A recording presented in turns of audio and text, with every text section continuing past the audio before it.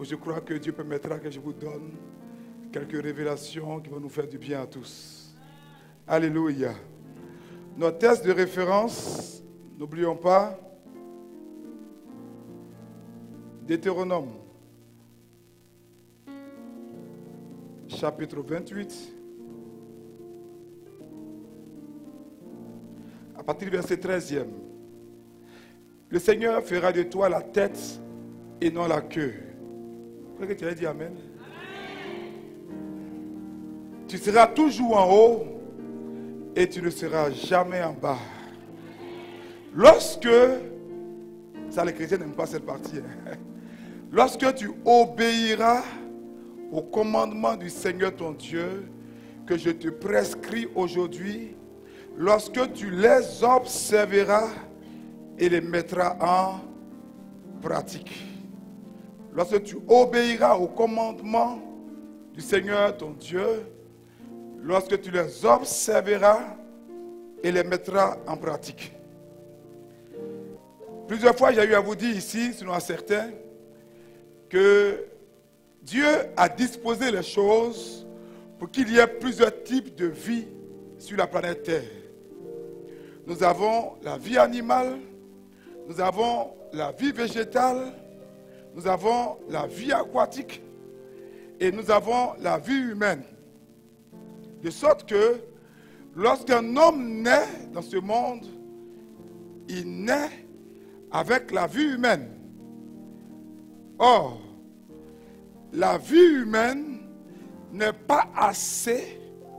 La vie humaine n'est toutefois pas assez parce que l'homme a une dimension qu'il ne faudrait pas oublier, c'est que nous sommes des êtres esprits. Donc, vous et moi, nous avons besoin de la vie surnaturelle pour fonctionner avec tout notre potentiel. Vous savez, vous pouvez avoir une Mercedes de dernière génération qui fait 300 km/h. Quelqu'un peut avoir un simple vélo, mais si vous ne maîtrisez pas la voiture, la personne qui a le vélo va vous dépasser. Est-ce parce que la voiture a un problème? Non. Mais c'est la connaissance, sinon l'ignorance. Votre incapacité à pouvoir pousser la voiture pour qu'elle manifeste son plein potentiel, c'est ça qui est le problème. Quelqu'un dit Amen.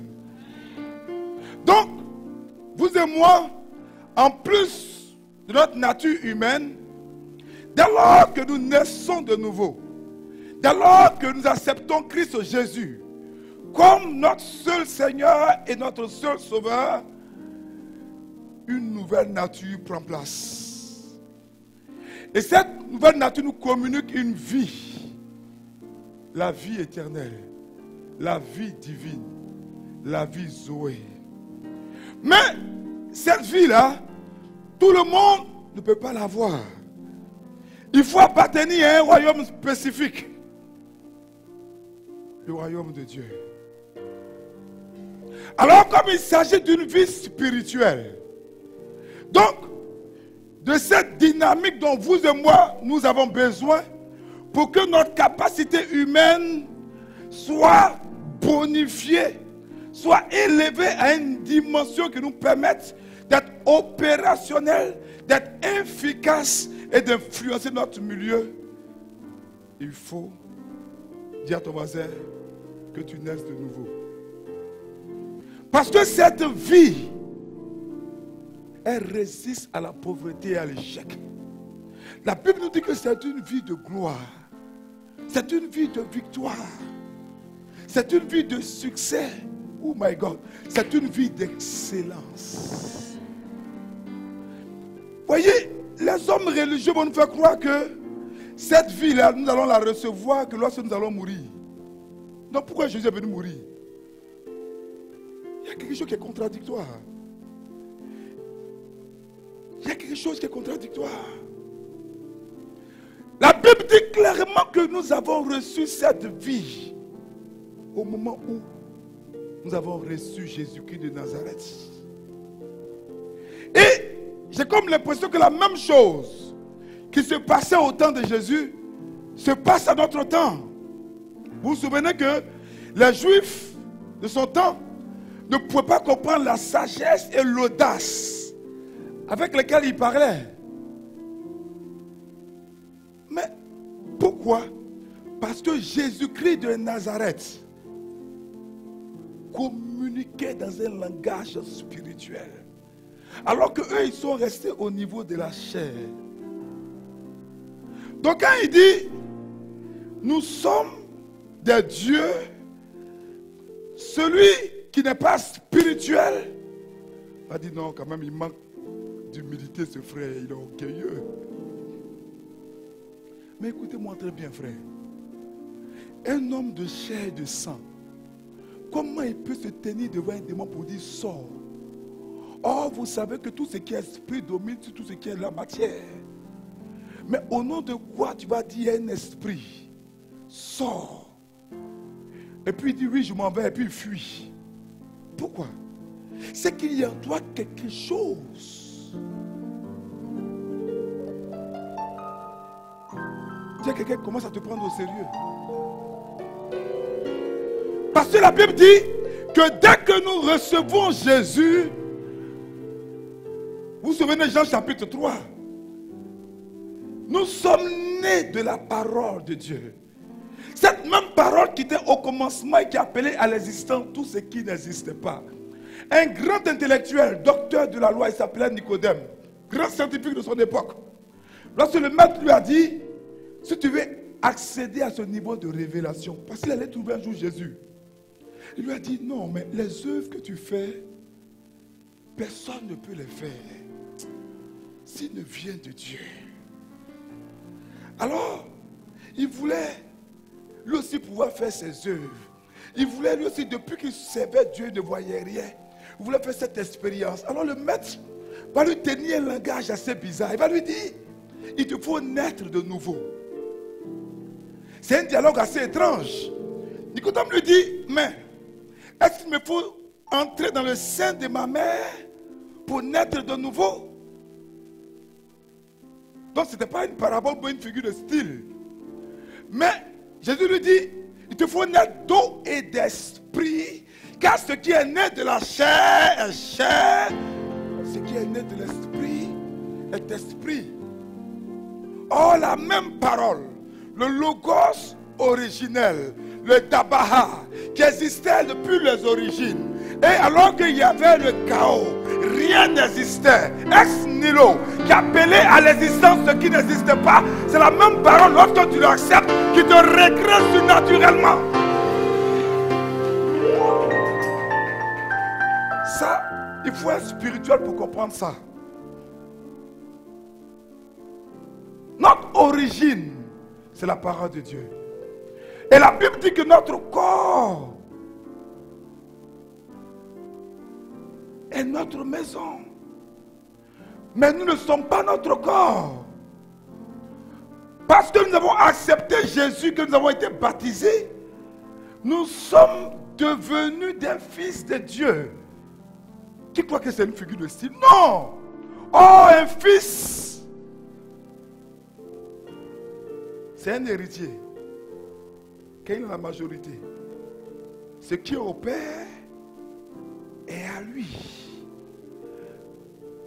Donc quand tu comprends qui tu es, mais qui peut être un sorcier? Pour que toi tu puisses te réveiller à 3 heures pour prier, dis je refuse désormais. Si tu te lèves à 3 heures, c'est pour adorer ton Dieu. Tu ne peux pas faire plus de 15 minutes pour prier pour chasser un démon ou un sorcier. C'est que tu as un problème de naissance. Cherchez premièrement le royaume et sa vie juste. Alors le reste vous sera donné. Quand tu as le royaume, tu ne pries plus bêtement pour être prospère. Ça te suit. Ça t'affecte. Ça t'infecte. Ça t'influence. Ça t'influence. Mais à qui est-ce que tu appartiens? Ce soir, pour nous quitter, il faut que tu te poses cette question. Est-ce que tu appartiens vraiment au royaume? Parce que quelqu'un de notre royaume, son souci, c'est d'accroître le royaume. C'est de rendre visible le royaume. C'est-à-dire même quand il travaille, son souci, c'est que faut que je travaille bien. Pour que mon travail soit un témoignage, que les gens verront peut-être la croix sur mon bureau, l'image de la Vierge Marie. Ah, il travaille bien parce que c'est un chrétien. J'ai une seule femme avec qui j'ai les mêmes enfants. Pour que mon témoignage dans le quartier soit un bon témoignage.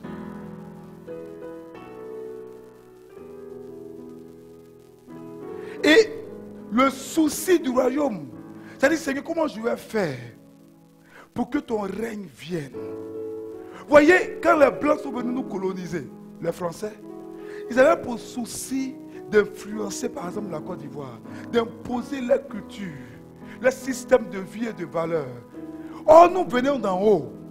Par notre baptême, nous sommes de nouvelles créations. Donc, partout où nous sommes, nous devons influencer pour le Seigneur. Tu ne peux pas être chrétien et puis ne pas avoir le souci d'avoir une personne à la conversion. Et le signe que quelqu'un est charnel, c'est quand il dit non, moi-même, dans tout cas, la religion, c'est de l'ordre du privé. Non, moi, je ne laisse pas sa croyance. Il est en train de mourir. Bien aimé, s'il meurt, il va en enfer. Je vous prie que Dieu vous donne de vivre certaines expériences spirituelles. Il va en enfer. Et toi, tu es là, non, c'est une affaire privée. Donc, les principes bizarres, démoniaques, hérités de laïcité, des concepts démonisés. Et on arrive aujourd'hui au stade où ce qui était impensable il y a de cela 20 ans, contre nature. Mais, je ne sais pas si vous vous rendez compte, il y a un système de pensée, de valeurs qui a commencé et les chrétiens sont rentrés dedans. On dilue tout. C'est pourquoi je refuse d'aller au baptême maintenant. Déjà que je ne connais pas bien. Tu peux aller à un baptême, matin on a baptisé l'enfant, et au cours du baptême, ça m'a poussé, décalé. Ça dit, tu es là et puis tu dis, mais on arrivait à un sécrétisme, un mélange, à une dilution de la parole de Dieu. La vie de Dieu est devenue maintenant, je dis, c'est une activité. L'église est devenue une ONG. C'est pourquoi je suis content du pape qui a refusé cela. Donc, vous ne vous rendez pas compte? Alors que Dieu est dans notre royaume, on prie pour guérir les gens guérissent. Le monde maintenant commence à interdire qu'on ne prie pour les gens. J'ai lu un article où quelqu'un qui avait un cancer, donc ils ont créé des associations pour aider les gens à mourir de leur cancer, à vivre de leur cancer. Oh, dans notre royaume, on chasse le cancer, c'est un démon. Mais non, non, non. Et les homosexuels, mes amis, j'ai reçu il n'y a pas longtemps un jeune qui veut donner sa vie à Jésus. Donc on va commencer un travail. Est-ce que vous avez déjà assisté à la délivrance d'un homosexuel? Quand vous chassez le démon, il pousse un meuglement comme un bœuf de gorge. Donc c'est un démon. Mais aujourd'hui, il y a des droits pour ceux-là. Donc notre royaume, c'est pourquoi dans ces temps qui sont les derniers, il a dit annoncé, hein, seuls les violents appartiendront à ce royaume. Seuls les violents, frère. Seuls les violents. Il nous faut être zélés pour le royaume. Donc, il nous envoie en mission, il a dit, voilà notre feuille de route. Allez par toutes les nations. Faites des disciples. Dans ton travail, dans ta manière de vivre, les gens peuvent te voir donner leur vie à Jésus. Tu peux aider des gens à se convertir par une assistance. Tu dis, mais pourquoi tu es gentil et chef? Tu dis, oui, je suis chrétien, Jésus-Christ t'aime. C'est pas compliqué. Parce que si c'est vraiment lui qui nous a envoyés, il sait qu'il t'a envoyé. Or, nous avons un esprit supérieur. Celui qui a créé tout cela vit en nous. Donc, dans tout ce que nous faisons, même si c'est le chapitre 1, nous savons que ce n'est pas notre destination. Il y a une place pour toi au sommet. Si seulement tu es intéressé. Que Dieu te bénisse. Au nom du Père,